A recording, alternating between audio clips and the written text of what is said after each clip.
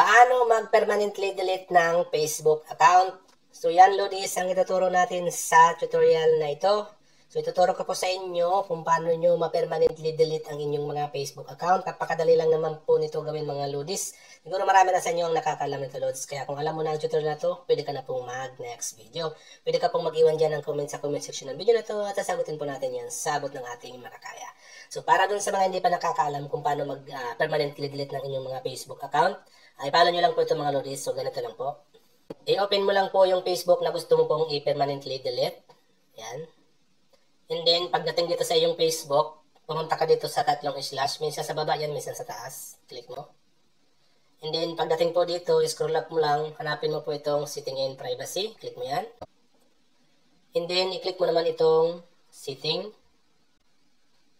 Ngayon, pag nandito sa setting na kayo, hanapin nyo po itong account center. Ayan. So, minsan nasa baba po yan, minsan nasa gitna. Ngayon, kung hindi naman, at kung hindi nyo po makita, mga Lods, i-update nyo po ang iyong mga Facebook application. Ang iba naman po, personal information dyan po ang nakalagay or personal profile, okay? So, basta hanapin nyo po yan kung saan po yung personal information nyo. So, ang personal information ko, mga Lods, ayan dito sa account center kasi updated. Yung mga updated na Facebook, meron kayong account center na. Click nyo lang po yan. And then, mapupunta ka po dito sa account center ng iyong Facebook. So, dito sa account center ng iyong Facebook, hanapin mo po itong personal detail. Ayan. Click mo yan. And then, mapupunta ka dito sa personal detail. I-click mo naman po itong account ownership and control. And then, mapupunta ka po dito. Ayan. I-click naman natin itong deactivation or deletion. And then, hanapin mo po dito kung meron po kayo na-save na ibang account dito sa inyong account center. May lalabas po dyan na iba.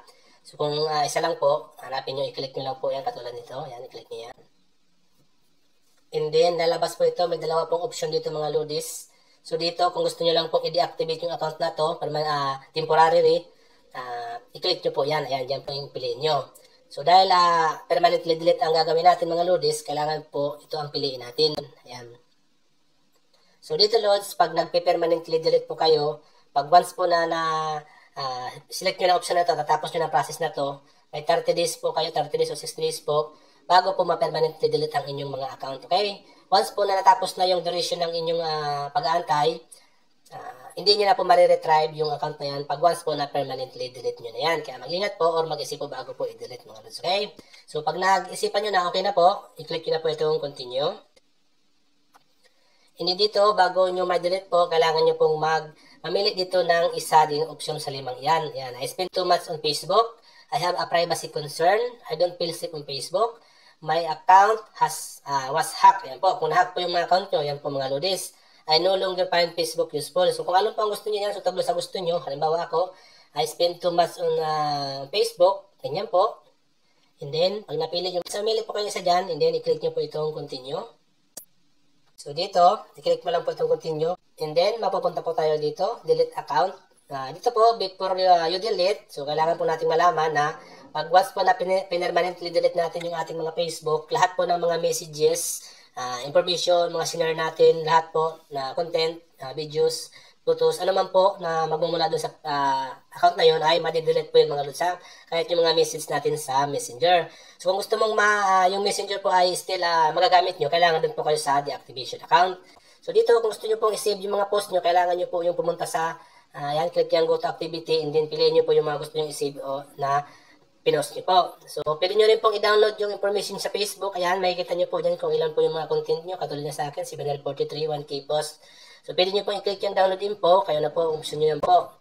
Pwede nyo rin pong i-transfer a copy of your information sa iba pong Facebook account. So, i-click nyo lang po transfer info. Hindi nilagay nyo po yung email ng Facebook na pagka-transferan nyo. So, choices nyo din po yan. Hindi dito, kung may mga nakalink po na account sa inyong mga Facebook, katulad sa akin dito, Mobile Legend nakalink, pwede mo po yan i-link sa ibang account o pwede mo po yan tingnan po kung gusto nyo pong delete talaga. Baka po may importante nakalink sa inyo dyan. So, kung wala na lang po, okay na po, napag-decide na kayo or nagawa nyo na yung mga gusto nyo dito, i-click nyo na lang po itong continue button. Ayan. And then ngayon, ilalagay nyo na po dito yung password ng iyong mga Facebook. Pag once po na nilagay nyo na yung password ng inyong mga Facebook, mga Lodis, i-click nyo na po itong continue. So, mayroon po kayong 60 days ata, 90 days, hindi ko sure, mga Lods, pero makikita nyo naman yan pag after nito kasi hindi po natin ito i-continue na dito kasi di pwede natin i-permanently delete to Lods kasi ginagamit natin ang Facebook na ito. So, after nyo maglagay dito ng password, i-click nyo itong continue button na yan, and then, okay na yun mga Lodis. So, may lalabas lang dyan ng notification na paalala na ma-permanently delete ang inyong mga Facebook sa loob ng ilang araw po mga Lods. Okay? So, ganun lang po ang gawin mo Lods kung paano po mag-permanently delete ng inyong mga Facebook account. So, sana po nakatulong. Kung may katanungan ka Lods, pwede ka pong mag-comment sa comment section ng video na to. At sasagutin po natin yan Lodis sa abot ng ating makakaya. So, hanggang sa muli, much love. God bless.